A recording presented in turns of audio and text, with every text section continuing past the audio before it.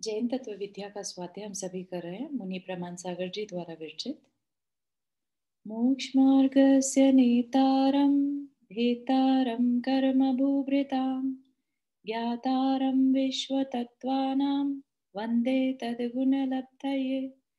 नमो अरिहन्ताणं नमो सेताणं नमो आयिर्याणं नमो उवज्जायाणं नमो लोये सवसाहुणं। पंच परमेष्ठी भगवान की जय। अगले 45 मिनट के लिए सभी प्रकार के पापों का त्याग करके सभी नवपर्ण मुकर मंत्र पढ़ लें।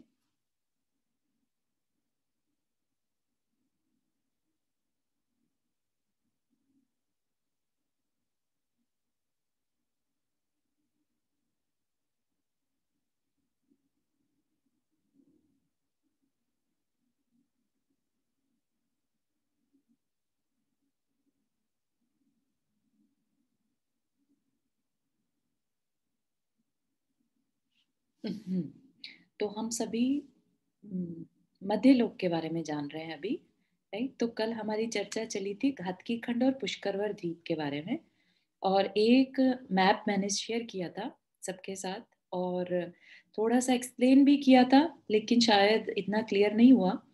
तो चित्र देखकर पिक्चर में हम देखते हैं थोड़ा सा और, ठीक है। तो जो प्रपोर्शन है वो बहुत अच्छा नहीं है इस पिक्चर में, तो उसको थोड़ा सा इग्नोर करने की कोशिश करिएगा। जैसे कि जम्बू द्वीप के बाहर जो लवण समुद्र है वो डबल साइज का है जम्बू द्वीप से, लेकिन यहाँ पर कितना छोटा सा बनाया है ना, तो इसलिए इस प्रपोर्शन को इग्नोर करिएगा। लवण समुद्र से दुगने साइज का घातकी खंड, फिर उससे दुगने साइज का कालोदधी समुद्र और उसके दुगने साइज का पुष्करवर द्वीप, राइट।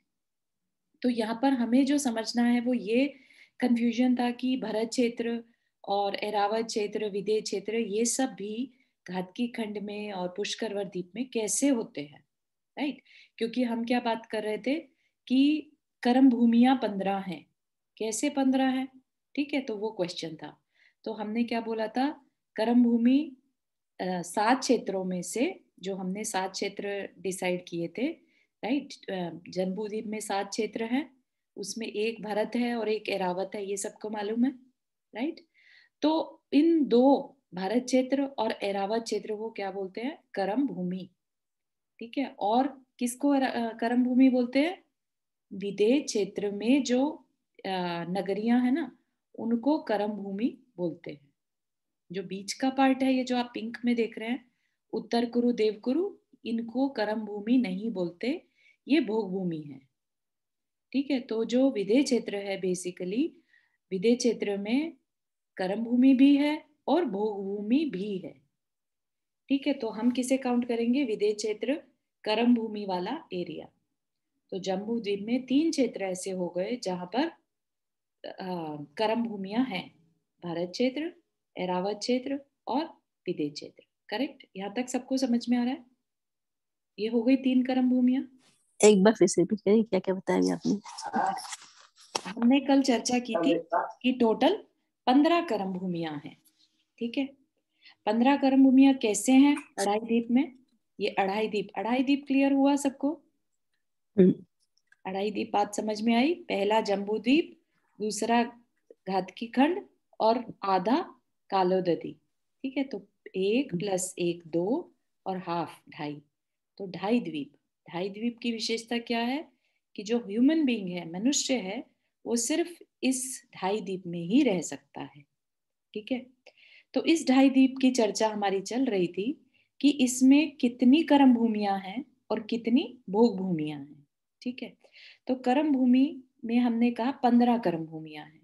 अब 15 कैसे हो गई, तो क्या हमने देखा कि जम्बू द्वीप में 3 है। 3 कैसे, एक ये भरत क्षेत्र, जम्बू द्वीप का भरत क्षेत्र, एक जम्बू द्वीप का एरावत क्षेत्र और फिर विदेह क्षेत्र, ठीक है। 3 हो गए, क्लियर हुआ। ये क्षेत्र की अपेक्षा बता रहे हैं, उनको फर्दर उनकी जो नगरियां हैं उनकी काउंटिंग अभी नहीं कर रहे हैं, ठीक है। अब क्या हुआ, घातकी खंड जो है तो चूड़ी के आकार का सर्कल में, ठीक है, लेकिन इसकी व्यवस्था कैसे है, इसको बीच में से डिवाइड कर रहा है इक्ष्वाकार पर्वत। एक तरह से जैसे हम चूड़ी लेते हैं और उसको बीच में से आधा कर दो, राइट। तो आधा ये चूड़ी का आकार हो गया और आधा इस तरफ चूड़ी का आकार, करेक्ट। इसको डिवाइड कौन कर रहा है? ईश्वाकार पर्वत, ठीक है, कल ये हमने देखा था। अब इस आधे की क्या व्यवस्था है? ठीक है, आधे की व्यवस्था क्या है? यहां से, जैसे यहां पर सबसे नीचे में दक्षिण में भारत क्षेत्र है, ऐसे ही इस एरिया में ये भारत क्षेत्र है। प्रपोर्शन अलग, अगेन सेम थिंग, प्रपोर्शन को इग्नोर कर दीजिएगा क्योंकि प्रपोर्शन इन्होंने ठीक नहीं बनाए हैं, ठीक है। भारत क्षेत्र का एरिया छोटा रहेगा, लेकिन सेम भारत क्षेत्र जैसा हमने जम्बू द्वीप में देखा था वैसा ही भारत क्षेत्र यहाँ पर भी आधे में, ठीक है, आधा इस तरफ, मतलब एक भारत क्षेत्र इस तरफ और एक भारत क्षेत्र इस तरफ। तो इस तरह से घातकी खंड में दो भारत क्षेत्र हो गए। क्लियर हुआ? तो ऐसे दो भारत क्षेत्र हो गए, दो ऐरावत क्षेत्र हो गए और दो विदेह क्षेत्र, एक यहाँ पर और एक यहाँ पर। दोनों के बीच में एक एक मेरू पर्वत है। सेम वैसे ही नगरियां बनेंगी, सेम वैसे ही उत्तर कुरु देवकुरु बनेगा, ठीक है। दोनों साइड पर सेम व्यवस्था चलेगी। क्लियर हुआ? Yes, thank you. गुड। तो घातकी खंड में अगर हम कर्म भूमि काउंट करें तो कितनी बनेगी? एक भारत क्षेत्र ये, एक भारत क्षेत्र ये, ठीक है, तो दो भारत क्षेत्र हो गए। एक विदेह क्षेत्र ये, एक विदेह क्षेत्र ये, चार। एक ऐरावत क्षेत्र ये और एक ऐरावत क्षेत्र ये, 6 हो गए। और 3 हमने जम्बू द्वीप में देखे थे, राइट। तो 6 और 3 9, राइट। अब पुष्कर द्वीप जो है उसमें भी सेम व्यवस्था है। ईश्वाकार पर्वत जो है उसको बीच में से हाफ कर रहा है, उसके दोनों साइड पर, यहाँ से स्टार्ट ऐरावत क्षेत्र, इधर ऐरावत क्षेत्र, फिर यहाँ पर बीच में आए तो यहाँ पर विदेह क्षेत्र, यहाँ पर विदेह क्षेत्र, नीचे आए तो यहाँ पर भरत क्षेत्र और यहाँ पर भी भरत क्षेत्र, ठीक है।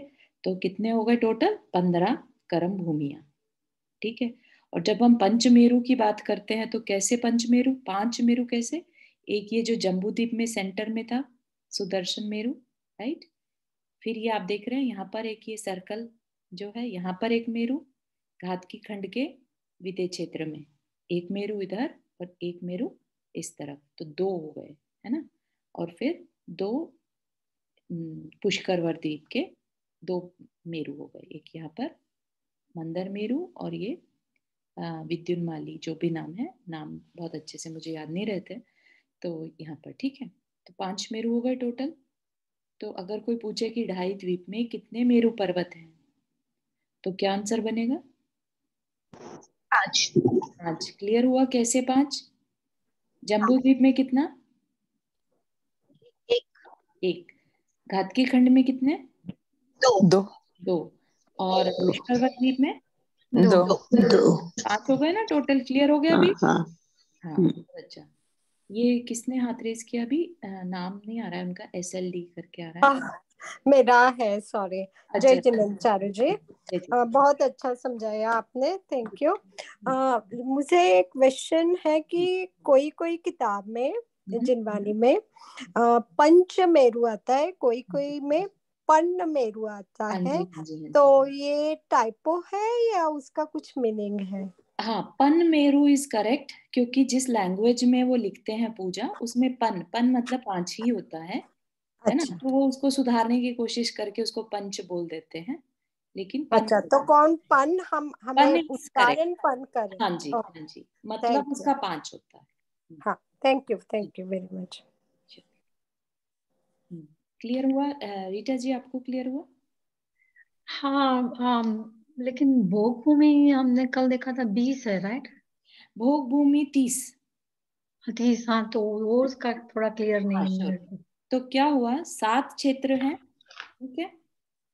7 क्षेत्र में से अब कौन से बचे बीच के? यहाँ पर भरत क्षेत्र के बाद हरि, हैमवत और ये विदेह क्षेत्र, राइट। फिर इनके नाम नहीं याद रहते, क्या बोलेंगे इसको? हिरण्यवत, रम्यक, रम्यक और हिरण्य, है ना। रम्यक, हिरण्य, ये 2 क्षेत्र इधर हैं और हरि हेमवत इधर है। ठीक है, तो ये दो और ये दो, ठीक है, हाँ भूमिया भूमिया है ना ये, और एक विदेह क्षेत्र, 5 हो गया ना। और एक्चुअली 6 बोला था, 6 भोग भूमिया टाइम्स 5 हो जाएगा, क्योंकि यहाँ पर विदेह की 2 मानेंगे, उत्तर कुरु और देव कुरु। ठीक है, तो विदेह की 2 भोग भूमिया और 2 यहाँ पर हैरण्यवत और रम्यक क्षेत्र, और यहाँ पर क्या है ये क्षेत्र, हेमवत हरि क्षेत्र, हरि क्षेत्र, क्षेत्र। हरि क्षेत्र, हाँ बिल्कुल सही है। ठीक है, तो 6 जम्बू द्वीप में हो गई, करेक्ट, 6 हो गई, हाँ क्लियर हुआ ये बात। हाँ ठीक है, तो अब घातकी खंड में आ जाइए। घातकी खंड में भी सेम हमारे पास यहाँ पर जो रम्यक और हैरण्यवत, राइट, 2 यहाँ पर हो गई, फिर 2 विदेह क्षेत्र की, ठीक है, फिर और 2 यहाँ पर हरि और हेमवत की। ठीक है, 6 आधे भाग में 6 हो गई, तो ऐसे ही आधे भाग में अनदर 6 लगाइएगा, तो 12 हो गई घातकी खंड में। ठीक है, ऐसे ही फिर पुष्करवर द्वीप में भी ऐसे ही 6 इस साइड में और 6 इस तरफ। ठीक है, तो 12 + 12 24, 24 और 6 जम्बू द्वीप में, तो 30। got it. Yeah, है ना, thank तो you. कितना इजी है ना। एक बार जम्बू द्वीप अगर समझ में आ गया ना, तो उसका सिर्फ डबल करना है अपने को, राइट, और कुछ भी नहीं है। घातकी खंड और पुष्करवर द्वीप को अंडरस्टैंड करने की जरूरत ही नहीं पड़ेगी, सिर्फ जम्बू द्वीप को इसीलिए हर जगह एक्सप्लेन करते हैं। चालू एक क्वेश्चन है, हाँ जी। तो जब हम सारी नगरियों के नाम ही सेम है, सब कुछ सेम व्यवस्था है, राइट, 5 जगह, बस मेरू के नाम अलग अलग होते हैं, बस बाकी सब कुछ सेम होती है, बट मेरू के नाम अलग है, राइट? हाँ, मेरू के नाम अलग हैं, और अगर आपको याद हो तो जो जम्बू वृक्ष है, जम्बू शालमली, उसकी हाँ। जगह वहां पर घातकी वृक्ष है, और पूर्वा पुष्कर में पुष्कर वृक्ष है, बाकी सारी व्यवस्था सेम है। ठीक है, तो अब आगे चलें। इसमें हमारा जो विषय चल रहा था ये क्लियर हो गया अभी, है ना, हमेशा के लिए अभी अच्छे से समझ में आ गया। तो ये जो उत्तम भोग भूमि, मध्यम भोग भूमि, और ये जो हमने इसका मुझे चेंज करना है, कैसे चेंज करेंगे, जो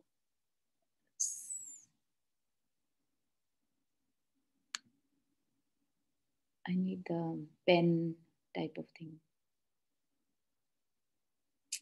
Sorry, I clicked on the wrong. ना जहाँ एडिटिंग है ना वहाँ पे हाँ, होगा मैंने गलत ऑप्शन। ऑप्शन दबा दिया।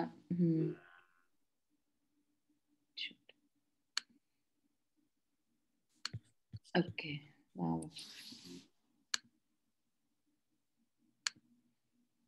Okay, sorry about that. अभी ठीक हो गया, हाथ आ गया। तो उत्तम भोग भूमि कहाँ पर है अगर पूछेंगे तो? विदेह क्षेत्र के देवकुरु, उत्तर कुरु में। हाँ, बिल्कुल सही है ना। और मध्यम भोग भूमि हरि और रम्यक। ठीक है, हरि जो भरत क्षेत्र से ऊपर है, और रम्यक जो ऐरावत से ऊपर है। ठीक बोला मैंने कि गलत बोल दिया? नहीं, आपने उल्टा बोल दिया। उल्टा बोल दिया ना, हाँ। तो विदेह क्षेत्र के नीचे जो है, नीचे दक्षिण की साइड जो है वो हरि, और उत्तर की साइड जो है वो रम्यक। ठीक है, और फिर जघन्य जो है वो हेमवत और हैरण्यवत। ये भारत क्षेत्र के ऊपर हेमवत और ऐरावत क्षेत्र के ऊपर हैरण्यवत। ठीक है, तो जघन्य भोग भूमियां हो गई। यहां तक हमने कल पढ़ा था। और क्या कह रहे हैं, इसके अतिरिक्त 2.5 द्वीप के बाहर अंतिम स्वयंभू रमण द्वीप में स्थित नागेंद्र पर्वत तक के द्वीपों में जघन्य भोग भूमि है। वहां संगीत पंचेंद्रिय तिर्यंच रहते हैं। तो ठीक है, अच्छी बात है, वहां पर तिर्यंच रह सकते हैं, मनुष्य नहीं। इसे भोग भूमि प्रतिभाग भी कहते हैं। नागेंद्र पर्वत के परवर्ती स्वयंभू रमण द्वीप के शेष भाग और स्वयंभू रमण समुद्र में कर्म भूमि है। तो वहां पर कर्म भूमि तो है, लेकिन मनुष्य नहीं है। तो इसका मतलब यह है कि वहां से कोई मोक्ष नहीं जा सकता। है ना। इसे कर्म भूमि प्रति भाग भी कहते हैं। वहां पे पंचम काल होता है, चतुर्थ में। हाँ जो चतुर्थ। स्वयंभू रमण के कोने है ना, ऑल हाँ द हाँ 4 कॉर्नर्स। हाँ और स्वयंभू रमण समुद्र में, नॉट द भूमि में, समुद्र के अंदर पंचम काल का। तो वो जो स्वयंभू रमण समुद्र में मस्त रहता है वो पंचम काल का है। हाँ, पंचम काल वो हमेशा रहता है। बढ़िया, thank you so much for sharing. अब है भोग भूमि की क्या विशेषताएं हैं। भोग भूमि में भूमि रज धूम अग्नि हिम बर्फ शिला आदि से रहित होती है। कैसी भूमि होती है? रज, रज मतलब धूल, धूम धुआं, अग्नि, हिम, हिम मतलब बर्फ ही होती है ना, बर्फ, शिला आदि से रहित होती है, मतलब बिल्कुल सपाट होती है। ऐसा नहीं कि वहां पर कहीं पर्वत है, कहीं नदियां, ऐसा कुछ नहीं है ना। वहां पे बिल्कुल एकदम फ्लैट रहती है। वहां विकलत्रय, असंगी, जलचर, नपुंसक और लब्धि अपर्याप्त जीव नहीं होते। विकलत्रय होते हैं जिनके पास पूरी सारी इंद्रियां ना हो, ठीक है, उनको विकलत्रय बोलते हैं। ठीक है, तो 2 इंद्रिय से लेकर 4 इंद्रिय तक के जीव जो हैं विकलत्रय कहलाते हैं। तो इसका मतलब भोग भूमि में मच्छर मक्खी भंवरा हाँ, ये सब नहीं। इसका मतलब वो सब नहीं रहते। तो कैसे जीव रहेंगे? सिर्फ संगी पंचेंद्रिय जीव रहेंगे, असंगी जीव भी वहां नहीं रहेंगे। जलचर, जल में रहने वाले जीव वहां नहीं होते।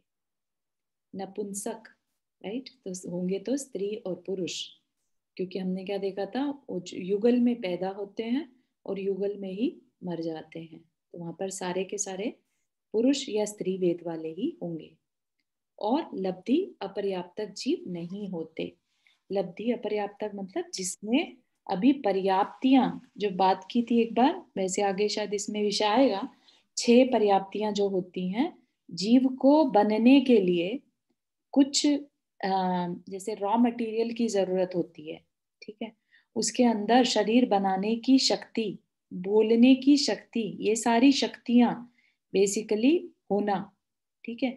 तो अगर वो शक्तियां नहीं हो पाई इकट्ठी तो वो क्या कहलाता है? अपर्याप्त जीव कहलाता है, लब्धि अपर्याप्त जीव कहलाता है। तो ऐसे जीव भी वहां नहीं होते।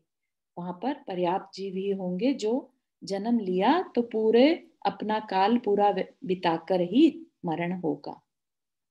ठीक है, तो ऐसा नहीं कि भाई अभी जन्मे और जन्म लेते ही चले गए, ऐसा नहीं। रात दिन का भेद वहां पर नहीं रहता हमेशा, क्योंकि क्या रहता है वहां पर? कल्प वृक्ष रहते हैं, राइट, ज्योति, ज्योतिरांग देव रहते हैं, के वृक्ष रहते हैं, तो इसलिए वहां पर रोशनी दिन रात रहती है। हाँ रीटा जी, आपने हाथ और रखा। वो भूमि में अकाल मृत्यु नहीं होती, इसका मतलब? अकाल मृत्यु नहीं रहती, सब अपनी आयु पूरी करके ही मरण को प्राप्त होते हैं, जैसे देव गति में रहता है, देव गति में, तो एक नारकी में। क्वेश्चन और था, तो वो भूमि के सारे देव कल्पवासी जाते हैं या कहीं भी जा, किसी भी देव पर रहने जो देते मिथ्या दृष्टि है वो भवनत्रिक में जाएंगे, और जो हैं? अच्छा। सम्यक दृष्टि है वो वैमानिक में जाएंगे। रीटा जी, आपने हाथ रेस किया। हाँ, मुझे जानना था कि हाँ, पर्याप्ति कौन सी है? हाँ, 6 पर्याप्ति का विषय अपना आगे आएगा। अच्छा ठीक है। हाँ, वो थोड़ा विषय अलग चला जाएगा यहाँ पर, बाकी आपको सिर्फ नाम अगर जानने हैं। ये तो पूरा ही हिल गया हमारा डॉक्यूमेंट। 6 पर्याप्ति: आहार पर्याप्ति, शरीर पर्याप्ति, इंद्रिय पर्याप्ति, श्वासोश्वास पर्याप्ति, भाषा पर्याप्ति और मन पर्याप्ति। ठीक है, अच्छा इनको ठीक है। एकदम एक्सप्लेन तो कर। 10 प्राण भी बोलते हुए ना? 10 प्राण नहीं, 10 प्राण अलग चीज है, पर्याप्ति अलग चीज है। ठीक है, प्राण है एक बार को जो जीवन शुरू हो जाता है तब जो होता है वो प्राण है। लेकिन यहाँ पर क्या है? पर्याप्ति जो शरीर बनने से पहले एक तरह से शक्ति है, जन्म के समय उद्गल परमाणुओं को ग्रहण कर जीवन धारण करने के लिए जो चाहिए रहता है, राइट, वो पर्याप्ति कहलाता है। तो जब इसका विषय चलेगा अपन करेंगे इसके बारे में। ठीक है, ठीक ओके, है, थैंक यू। श्योर। अभी हम मध्य लोक में हैं।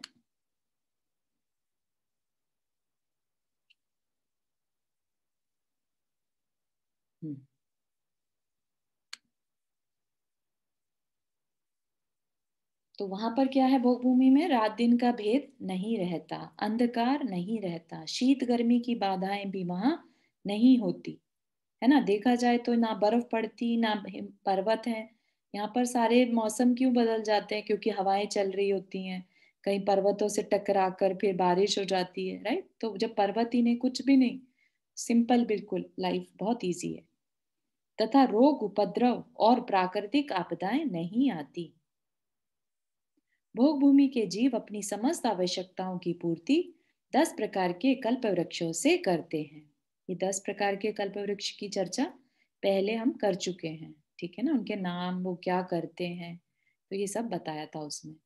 तो अपनी समस्त आवश्यकताएं, जितनी भी उनके जीवन से रिलेटेड आवश्यकताएं हैं, और क्योंकि सारी आवश्यकताएं मांगने से पूरी हो जा रही हैं, तो वहां पर कोई परिग्रह की भी आकांक्षा नहीं रहती, राइट। कोई कंपैरिजन नहीं, कोई परिग्रह नहीं, जिसको जो चाहिए जाके ले लिया और कंज्यूम कर लिया, बस।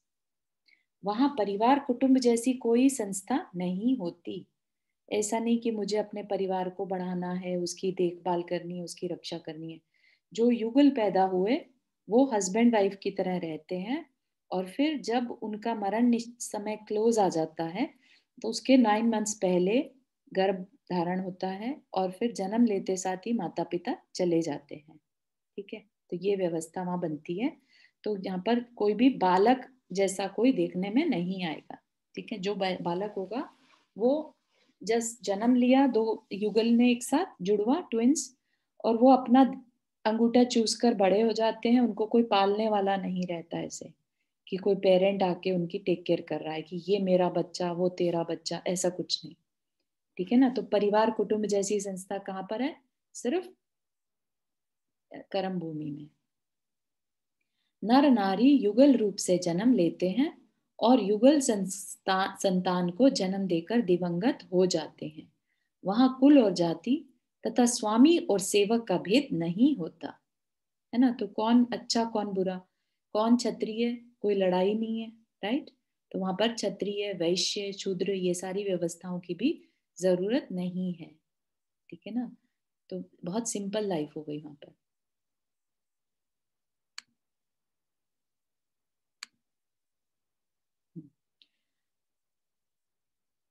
भूभूमि के जीव मंदकशाई होते हैं, ठीक है। ये बात अपन ने पहले क्लियर कर ली थी। मंदकशाई होते हैं क्योंकि वहां पर किसी को कोई हाव भाव नहीं पड़ी है, सबके शरीर बिल्कुल अच्छे हैं, हष्ट पुष्ट हैं, खेल कूद रहे हैं, किसी की कोई जिम्मेदारी नहीं है कि भाई मुझे अपने परिवार के लिए कुछ करना है, गरीबी नहीं है, राइट। तो आप देखिए दुख वाले जो कारण हैं, मैं मेरा तू तेरा वाले, वो सब पंचम काल में कह लीजिए कर्म भूमि में ही है। बाकी भोग भूमि में ये व्यवस्थाएं है ही नहीं। उनमें पारस्परिक बैर विरोध नहीं होता, वे व्यसन और बुराइयों से भी रहित होते हैं। वहां चोर शत्रु आदि की बाधाएं नहीं रहती, है ना। कोई किसी का शत्रु ही नहीं होगा क्योंकि सभी मंदकशाई हैं, शांत रहने वाले।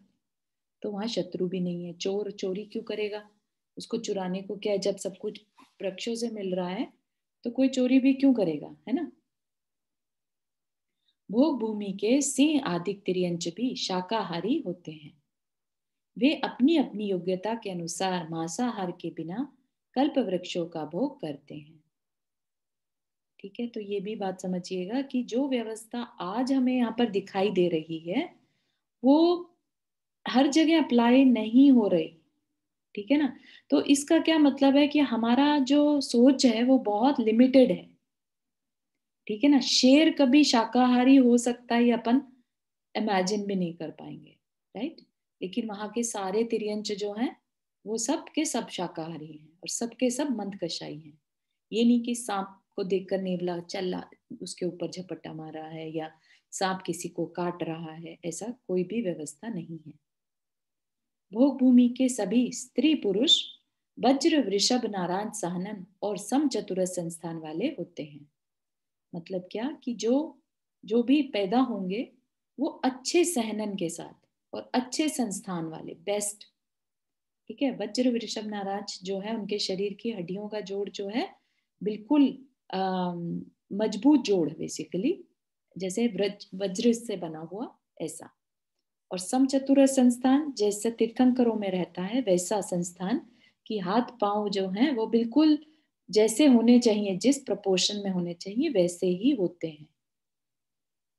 वे पृथक विक्रिया द्वारा अपने शरीर के अनेक रूप बनाने में समर्थ होते हैं। ठीक है, तो उनमें विक्रिया शक्ति भी रहती है।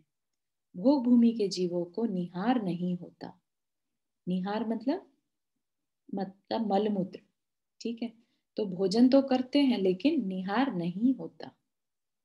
भोग भूमि के जीव 6 मास की आयु शेष रहने पर आयु बंध के योग्य होते हैं। तो इनमें भी होता वही व्यवस्था है, 8 मौके मिलेंगे, लेकिन कितने समय में? 6 माह के अंदर अंदर अगली आयु बांधने के। ठीक है, हाँ भूमिका। आवाज नहीं आ रही है। We can't hear you actually. अपनी आयु के 9 माह अवशिष्ट रहने पर स्त्रियां गर्भवती होती हैं। उससे पहले आप नोटिस करिए कि वो गर्भवती भी नहीं होंगी। 9 मास पूर्ण होने पर युगल संतान का प्रसव होता है। प्रसव के तत्काल पश्चात नर और नारी को क्रमशः छींक और जंभाई आती है और वे दिवंगत हो जाते हैं।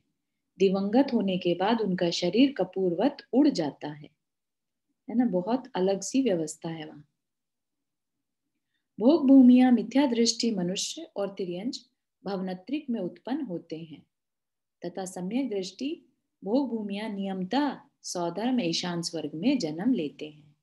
जो अभी प्राची ने क्वेश्चन किया उसी का आंसर है यहाँ पर कि जो मिथ्या दृष्टि होते हैं वो भवनत्रिक में, तो क्या है कि मनुष्य और तिर्यंच ही होते हैं वहां पर, और वो नियम से स्वर्ग जाते हैं, स्वर्ग में देव बनते हैं।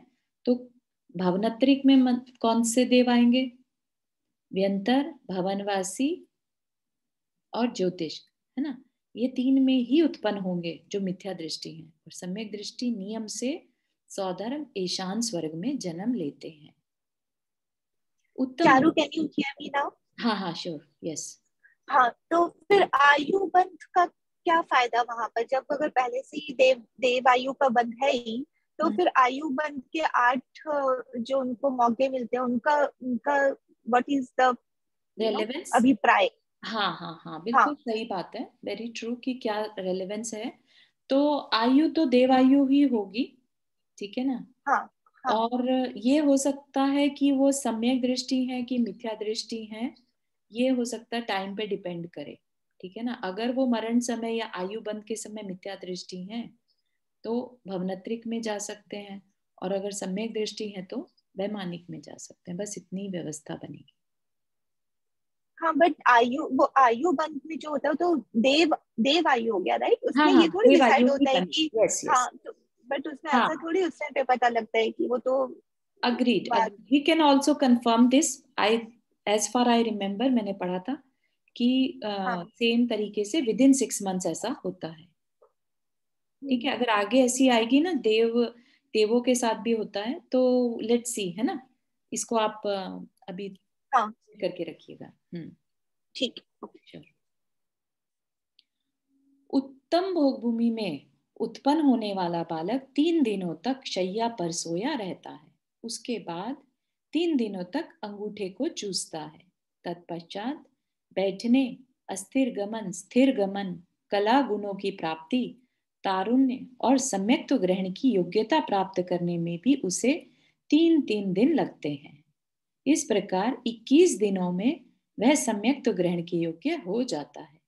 मतलब कि पूरा युवा बालक, मतलब युवा बन जाता है 21 दिन के अंदर, ठीक है ना। ऐसे ही सिमिलर व्यवस्था मध्यम और जघन्य में भी लगेगी, ठीक है। तो कैसे उनको कोई ऐसा नहीं कि ब्रेस्ट फीडिंग की जा रही है या 2 साल तक मतलब बच्चा बोल भी नहीं पा रहा है, ऐसा नहीं। 3 दिनों के अंदर सारी उसकी नेक्स्ट लेवल जो है माइलस्टोन आते जा रहे हैं। तो विद इन 21 डेज वो एकदम यंग बन जाएगा, ठीक है। देवों में क्या अंतर्मुहूर्त है ना, विद इन अंतर्मुहूर्त वो एकदम युवा देव बन के उठता है, राइट। इसमें क्या है, फिर भी 21 दिन लगा रहे हैं।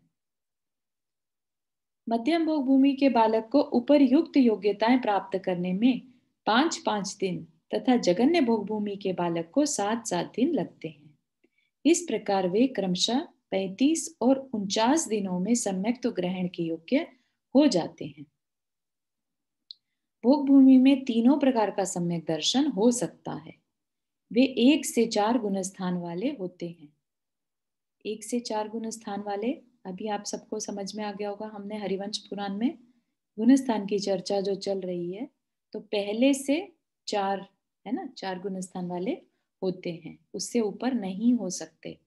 क्यों नहीं हो सकते? क्योंकि वहां पर सिर्फ भोग की व्यवस्था है, वहां पर व्रत आदि नहीं ले सकते, है ना। भोगों में आसक्त रहने के कारण उनमें संयम और संयमासंयम नहीं होता, किसी भी तरह का त्याग वो नहीं कर सकते। पर्याप्त अवस्था में उनके 3 शुभ लेश्याएं होती हैं। पर्याप्त अवस्था जो पर्याप्ति बताई थी, है ना, वो पर्याप्ति होने के बाद, 6 पर्याप्ति होने के बाद, जो कि अंतर्मुहूर्त का समय रहता है, उनके 3 शुभ लेश्याएं होती हैं। हाँ सुधा जी, आपने हाथ रेस किया। या जय जी ने ये तीनों प्रकार का सम्यक दर्शन मीन्स कौन कौन सा? हाँ, तीनों प्रकार का मतलब उपशम सम्यक दर्शन, क्षयोपशम और क्षायिक। Okay okay, thank you. हाँ ठीक है। तो 3 शुभ लेश्याएं होती हैं। 3 शुभ लेश्याएं, लेश्याओं का हालांकि हमने अभी तक नहीं पढ़ा है, लेकिन इतना हमें सबको जानकारी है कि 6 टोटल लेश्याएं होती हैं, जिनमें से कि 3 अशुभ होती हैं और 3 शुभ होती हैं। तो जो शुभ होती हैं, राइट, पीत, पद्म और शुक्ल लेश्या, तो इनमें क्या रहता है, बेसिकली ये हमारे भावों को बताने वाली होती हैं, हमारे एक्शंस के थ्रू, हमारे बोलने के थ्रू एक तरह से ये लेश्याएं क्या होती हैं, हमारे अंदर क्या चल रहा है उसको एक्सप्रेस करती हैं। ठीक है। तो 3 शुभ लेश्याएं बेसिकली क्या है, वो अच्छे ही भाव रहते हैं उनके। ऐसा मतलब जो एक बालक भी है, तो ऐसा नहीं कि उसका ईगो हर्ट हो गया तो वो रोने लग गया, या किसी को मारने लग गया। नहीं, बालक भी होगा तो 3 शुभ लेश्याओं के साथ ही होगा। ठीक है, तो ये बात यहाँ पर कहना चाह रहे हैं। अपर्याप्त अवस्था में मिथ्या दृष्टि और सासाधन गुणस्थानवर्ती जीवों के 3 अशुभ तथा सम्यक दृष्टि जीवों के नियमतः कपोत लेश्या का जघन्य अंश रहता है। ये क्या बात कर रहे हैं यहाँ पर? अपर्याप्त अवस्था में, अपर्याप्त अवस्था में मिथ्या दृष्टि और सासाधन गुणस्थानवर्ती जीव, सासाधन सेकंड है ना, और मिथ्या दृष्टि पहला। और अपर्याप्त अवस्था मतलब, वैसे तो अंतर्मुहूर्त में पर्याप्त अवस्था हो ही गई, तो ये किसकी बात कर रहे हैं? पहले अंतर्मुहूर्त की। ठीक है, जब तक पर्याप्तियां पूरी नहीं हुई तब तक की। तो अपर्याप्त अवस्था में मिथ्या दृष्टि। हाँ रीटा जी, आपने हाथ रेज किया। हाँ, मुझे क्वेश्चन हो रहा है माइंड में कि भोग भूमि में सम्यक दृष्टि बन सकते हैं, राइट? तो उनको कौन वहां पे उपदेश देने वाले कौन है थे, कैसे उनको सम्यक दृष्टि हो सकती है? हाँ, तो क्या रहता है वहां पर, एक तो जिनदेव दर्शन, राइट, और एक जो चारण रिद्धि मुनि राज हैं जैसे कोई, तो वो वहां पर जाकर उनको संबोधन कर सकते हैं। ठीक है, और जाति स्मरण तो हो ही सकता है, राइट, तो वो सब व्यवस्थाएं बनती हैं। ठीक। अच्छा, हम्म, ओके, थैंक यू। श्योर। तो यहाँ पर क्या कह रहे हैं, अपर्याप्त अवस्था में मिथ्या दृष्टि और सासाधन गुणस्थानवर्ती जीवों के 3 अशुभ तथा सम्यक दृष्टि जीव, अगर कोई जन्म के साथ ही सम्यक दृष्टि है, यानी कि छायिक सम्यक दृष्टि कोई है, तो वहां पर नियमता क्या होगी, कापोत लेश्या का जघन्य अंश। मतलब कि कापोत है तो अशुभ लेश्या, राइट, कृष्ण, नील और कापोत, उसका बहुत थोड़ा सा अंश रहता है, जघन्य अंश बोल रहे हैं। और यहाँ पर अपर्याप्त अवस्था में और सासाधन गुणस्थानवर्ती जीवों में 3 अशुभ में से कोई भी 3 रह सकती है, लेकिन ये काल बहुत छोटा समय है, ठीक है ना, अंतर्मुहूर्त का काल है, इसलिए इतने समय तक बस अशुभ लेश्या रह सकती है। उसके अलावा क्या है, 3 शुभ लेशियाएं ही रहती हैं। ठीक है, तो ये सिर्फ जानकारी के लिए है।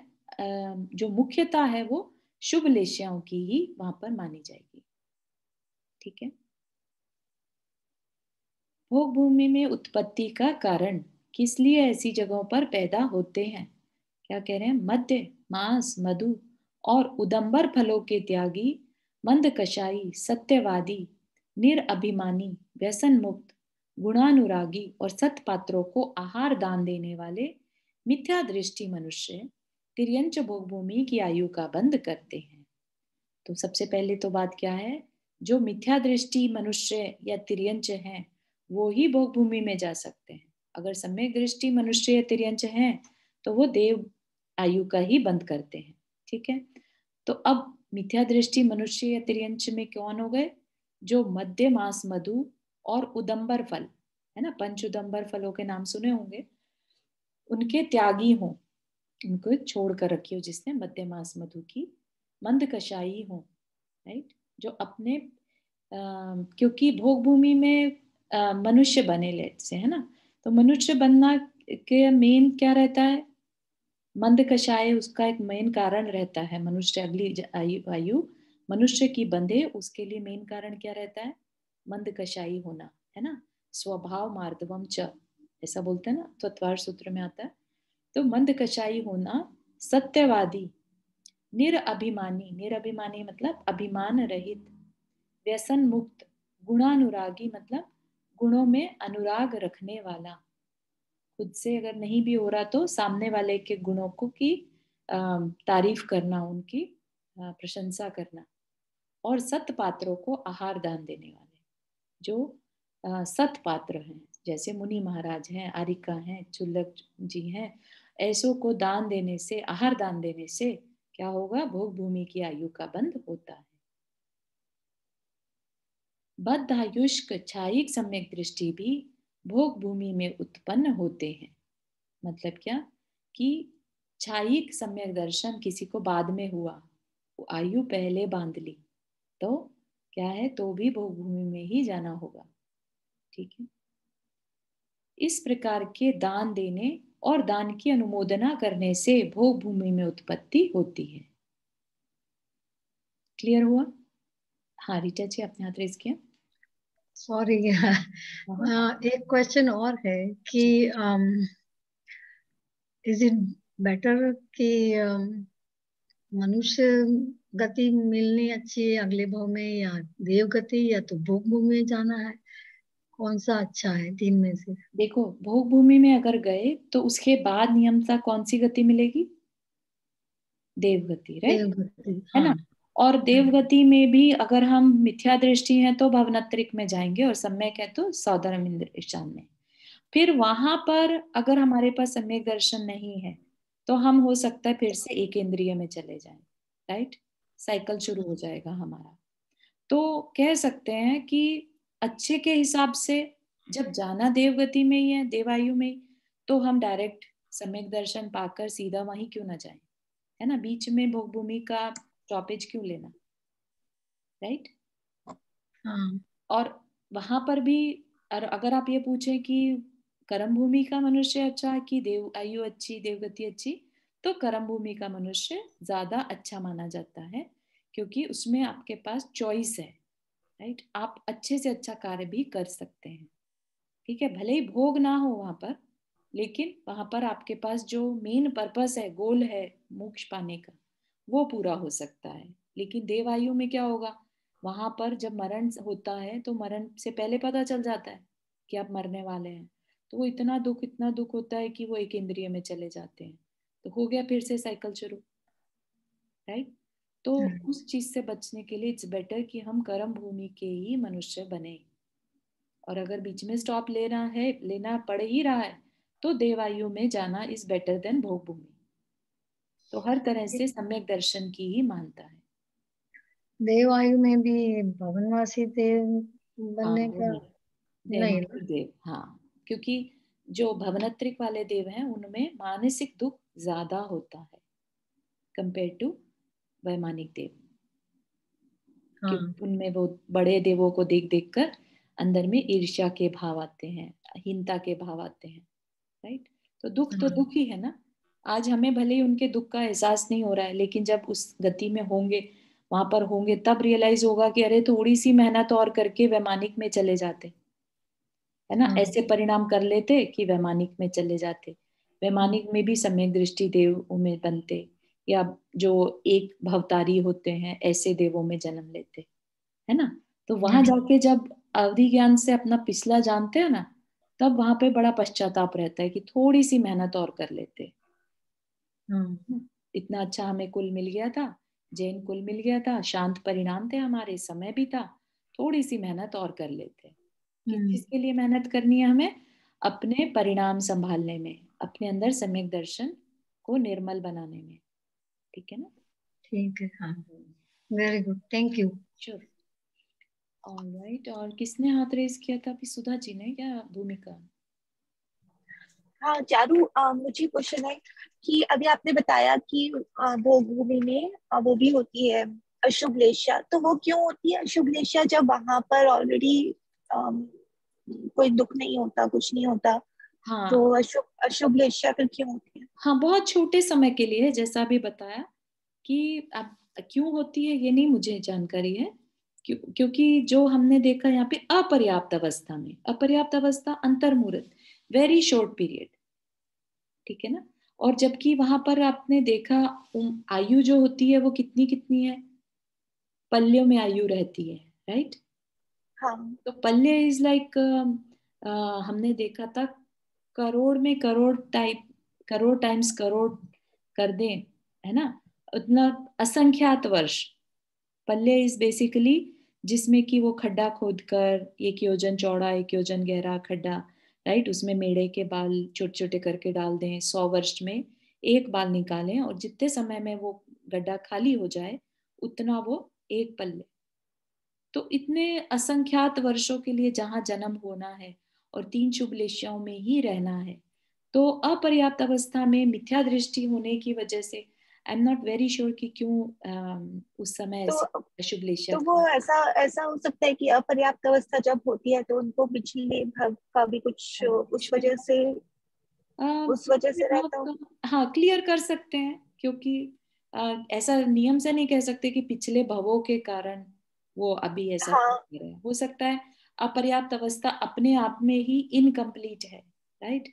तो इनकम्प्लीट होना ही अपने आप में कह सकते हैं कि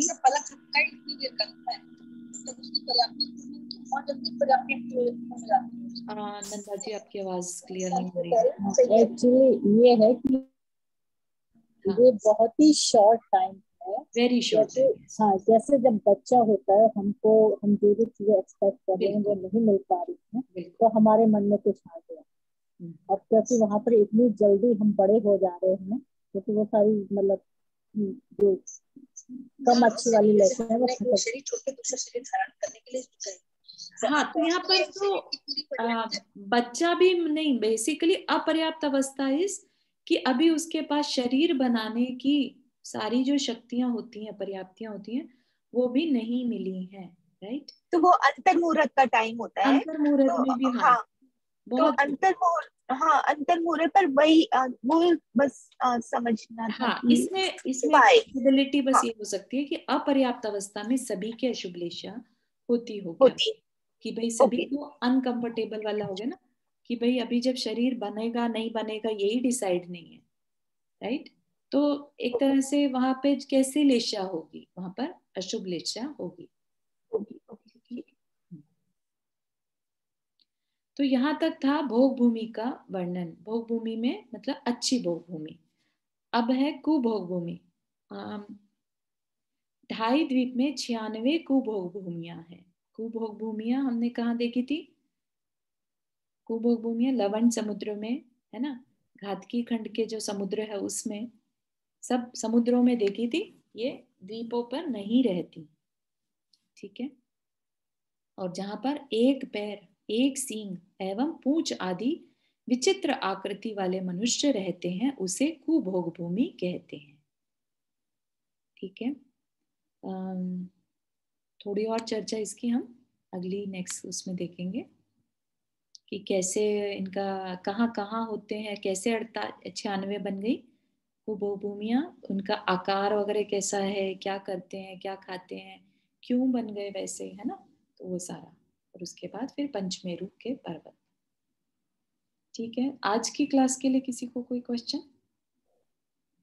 ये क्लास से रिलेटेड नहीं है, ये थोड़ा मेरा अलग क्वेश्चन है कि किस उसमें योनि की आयु सबसे ज्यादा होती है, देव में या मानव देवों में, भवनवासी, जंतुवासी, या भोग भूमि के हाँ मनुष्यों में, या हमारी कर्म भूमि की? हाँ, तो एक्चुअली देखा जाए तो उत्कृष्ट होती है 33 सागर की आयु, जो कि देवों में भी होती है और नारकी में भी होती है।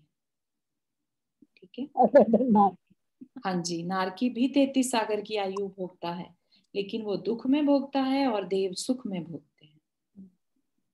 ठीक है, उत्कृष्ट जो है वो 33 सागर की आयु है। चारू पल्ले सागर से छोटा होता है? पल्ले छोटा होता है, असंख्यात पल्ले का सागर होगा। माय गॉड, हाँ, बहुत बहुत ज्यादा आयु। होगा सागर, और उसमें भी 33 सागर। तो we can not even imagine, but या पल्ली नहीं इमेजिन नहीं कर पाती, पल्ले नहीं इमेजिन कर पा रहे हैं, करोड़ों में करोड़ों कर दो, उससे भी असंख्यात होती तो है। जितना जितना पाप कर्म होता है उतना उतना आयु छोटी होती जाती है। अगर देखा जाए तो जैसे हम लोग की आयु भी कम है पंचम काल में, हाँ और जो एकेंद्रीय जीव होते हैं जो हाँ एक श्वास में 8-10 बार मरते हैं, हाँ, तो उनकी आयु मतलब पाप से आयु का डायरेक्ट रिलेशनशिप है। ऐसा कह नहीं सकते, क्योंकि अभी आपने देखा नरक में 33 सागर की आयु है, जबकि वो पाप सबसे ज्यादा करते हैं, राइट। तो ऐसा डायरेक्ट कनेक्शन हो तो नहीं कि, लेकिन हाँ सिंपल सा ये कह सकते कि पाप से नीचे की तरफ जाते हैं और पुण्य से ऊपर की तरफ जाते हैं, इतना हाँ, कह सकते। क्योंकि नहीं, लेकिन जैसे मरण का जो दुख होता है वो तो हाँ एक दुख है ही, और मतलब हाँ, जो जितनी छोटी आयु का होगा उतना जन्म मरण से रिलेटेड जो दुख है, यस वो भोगेगा। लेकिन जन्म मरण के अलावा भी जो दुख है, राइट, जैसे नारकी को भोगने पड़ते हैं, ईच एंड एवरी मोमेंट उसको दुख भोगने पड़ते हैं शारीरिक। उसको पूरा मरण का दुख होता है, लेकिन वो फिर जिंदा हो जाता है। पूरा मरण का, जैसे आप अपनी स्थिति में देखो, आप कहीं ऐसी बैटल फील्ड में और आपको मारा जाए, पूरा काट दिया जाए, तो वो दर्द तो उसको पूरा होता है कि काटने पीटने का, और उसके बाद फिर वो जिंदा हो जाता है, फिर मारा जाता है। बहुत कष्ट है। सही है। 1 मिनट की भी मैंने एक बार देखा, जैसे चिड़िया वगैरह होती है ना, कभी इनको देखो तो हम मनुष्य भाव में हमको इतने शांति से हम खाना खा सकते हैं ना, ये लोग एक शांति से 2 दाने नहीं चुग सकती, पूरे टाइम एक जाना चुगती है, फिर इधर उधर देखती है। तो मरण का भय कितना होता है। में जीते ना, भय संज्ञा। हाँ, भय में भय जीते। संज्ञा है वो बहुत स्ट्रांग रहती है, राइट। हर तिर्यंच की, तिर्यंच भय में ही जीता है, सारे तिर्यंच कोई ना कोई। जैसे हम लोग इस जन्म में लोगों को भय देते हैं ना, कि जैसे पावर में आ गए तो, और जैसे स्पेशली जो पावर में है वो अपने से सबऑर्डिनेट्स को भय देता है ना, वो बहुत ही गलत होता है। तो इसीलिए आपको मालूम हो 4 दानों में एक अभय दान दिया है। अगर आपको ऐसी अवस्था नहीं चाहिए जिसमें आपको डर के रहना पड़े, तो बाकियों को अभय दान दो, राइट। तो आगे जन्म में हमारे को भी हमेशा अभय दान मिलेगा। When you come into the power, हाँ, मोस्टली अगर आप पावर में नहीं हो तो आप क्या दोगे, लेकिन sometimes you are in the upper hand, हाँ, देयर यू अपर हैंड। देखिए क्या है कि हम चाहे पावर में नहीं भी हो, हर पर्सन के पास किसी ना किसी को अभयदान देने का सामर्थ्य रहता है, और कुछ नहीं तो आप अपनी अच्छी विशेष से दूसरे को अभयदान दे सकते हैं। यू नो, भावों में तो बहुत पावर है, राइट। तो आपके पास खुद पे कुछ नहीं है तो भी आप बैठे बैठे कुछ नहीं कर पा रहे, लेकिन मन से अपने पॉजिटिव एनर्जी भेज सकते हैं। हाँ, सही बात है, बहुत अच्छी तो बात। इसलिए अभयदान के लिए कभी पीछे नहीं हटना कि अरे हमारे पास अभी तो कुछ है ही नहीं, ऐसा नहीं। हमेशा हमारे अंदर है वो क्षमता, हम सबका अच्छा चाहें, दूसरों के दुख दूर हो, बस, है ना। हाँ, एक क्वेश्चन पूछना था कि जैसे मैं पढ़ाती हूँ कॉलेज में, तो मेरे स्टूडेंट्स होते हैं। अब स्टूडेंट्स को थोड़ा डराना पड़ता है कि भाई मेहनत करो, नहीं तो तुम पास नहीं हो पाओगे, और मतलब तो वो डराना मतलब क्या इसमें हमको करना चाहिए या नहीं करना चाहिए कि तुम पास हो जाओगे, शुरू से ये आश्वासन देते हैं? बिल्कुल सही, बहुत अच्छा क्वेश्चन है नंदा जी, कि डराना तो कहीं से भी अच्छा नहीं रहता है, राइट। तो डराया अगर आपने लेट से उनको कि भाई अगर तुमने नहीं पढ़ाई की ना तो तुम फेल हो जाओगे, और फेल होके फिर जब तुम धक्के खाओगे ना तब तुम मुझे याद करना कि मैंने बोला था कि पढ़ लो, है ना। ये आपका अभिप्राय है, अभिप्राय अच्छा है, ठीक है।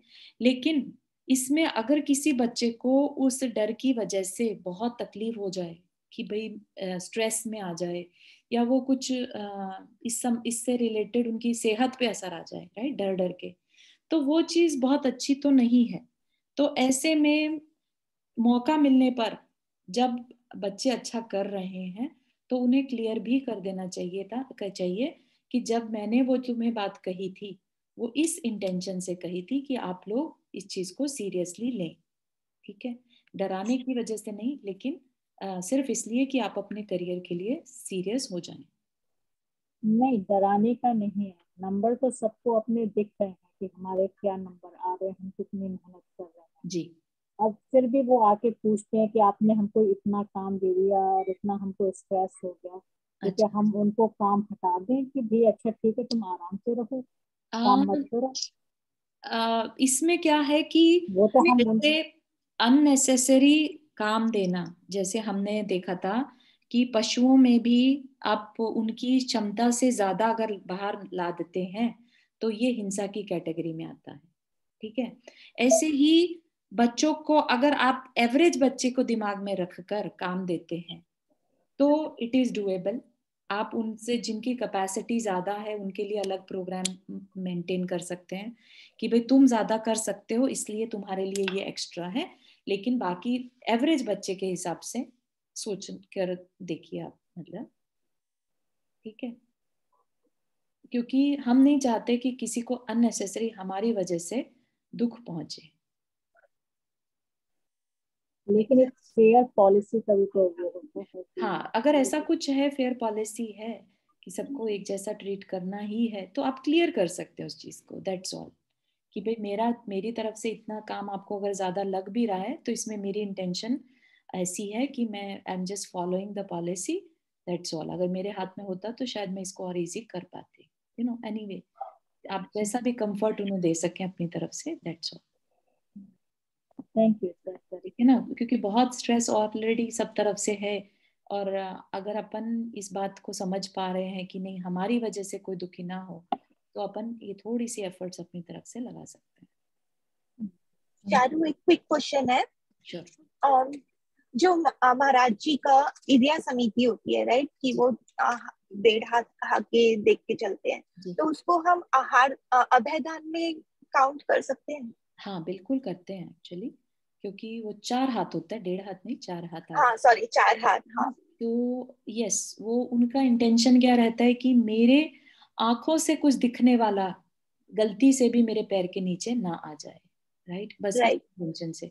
तो यस, जो इनको भी उन्होंने बचा लिया वो अभयदान है, राइट। अभयदान, चाहे हाँ बोलना नहीं है बट हाँ, चींटियों की एक लाइन दिख रही थी, उन्होंने देखा उसको और जंप करा या पैर को और थोड़ा सा आगे बढ़ा दिया, है ना, तो वो डेफिनेटली अभयदान की कैटेगरी में। Thank you. हाँ, वर्षा जी आपने पहले ही उनसे शुभांगी जी आपने हाथ रेज किया। अच्छा, वर्षा जी आप बोलिए। हाँ, मेरा एक्चुअली क्वेश्चन थोड़ा अलग, अनरिलेटेड था। It was related to pets, right. जैसे हम डॉग्स वगैरह आजकल सभी कोई रख लेते हैं जी। तो एक तरह से देखे तो वो वैसे अगर रहेंगे बाहर तो उनको कोई खावा जाएगा बिकॉज वो पेट्स हैं, थोड़े वाल्नरेबल से। तो क्या जैनिज्म के हिसाब से पेट्स रखना या फिर कुछ एक लिमिटेशन में कुछ मर्यादाओं के साथ रखना, ऐसा कुछ है? मतलब क्या होना चाहिए? हाँ, तो पेट्स के लिए वैसे एक्चुअली अपने में तो पशुओं का पालन, जो क्रूर पशु हैं, मांसाहारी हैं, उनका पालन करना नरक आयु के बंध का कारण है। हमने जब नरक गति का पढ़ा था ना, उसका कारण क्या है, तो उसमें वन ऑफ द रीजन था। लेकिन अब अगर आपके पास कोई कारण ऐसा है जिसमें आपको पेट रखना पड़ रहा है, जैसे कई बार सपोर्ट एनिमल्स होते हैं, राइट, कि आपको प्रोटेक्शन के लिए या रास्ता दिखाने के लिए, कैसे भी हो सकता है। आप बहुत ज़्यादा डिप्रेशन में हैं, एंजाइटी वाले लोगों के लिए डॉक्टर्स रेकमेंड करते हैं, स्पेशली इन यूएस। भारत में तो इतना नहीं चलता, लेकिन यूएस में इसको एज अ थेरेपी लिया जाता है, क्योंकि यहाँ पर छोटे छोटे इंडिविजुअल सेक्लूडेड फैमिलीज हैं, सेक्युलर फैमिलीज हैं, तो वो क्या है कि उनके पास बच्चों को सिखाने के लिए, कंपैशन सिखाने के लिए कुछ नहीं रहता, राइट। तो that's why they have to have pet in the house so that they can teach them how to take care, how to be responsible। ये रीजन रहता है यहाँ पर यूएस में, ठीक है ना। तो उसमें पाप तो चढ़ेगा कि आपने पशु को रखा, लेकिन आपकी इंटेंशन क्या थी, एंटरटेनमेंट करने की या आपकी एक मजबूरी थी, राइट। तो इस तरह से हर चीज का डिफरेंस आकर फिर आपके ऊपर कर्म बंधेगा, कर्म तो बंधेगा। पशु रखा है क्रूर, तो कर्म तो बंधेगा, है ना। बाद में आप उसको कितनी टेक केयर कर पाते हैं, उसको आप बचा रहे हैं, उसको वेजिटेरियन दे रहे हैं, ये सब चीजें मैटर करेंगी। Okay okay, thank you so much. क्या हो गया सबका क्वेश्चन? आज के लिए इतना रखें। मंडे को फिर से, मंडे एक्चुअली छुट्टी रखते हैं, ट्यूसडे को फिर से जुड़ेंगे हरिवंश पुराण के साथ। हाँ ओके, चलिए। जिनवानी स्तुति। जा वाणी के ज्ञान से सूझे लोकालोक, सो वाणी मस्तक धरो सदा दे तू दो। हे जिनवाणी भारती तो जपो दिन रैन, जो तेरा शरणा गए सो पावे सुख चैन। 9 बार नमः करना।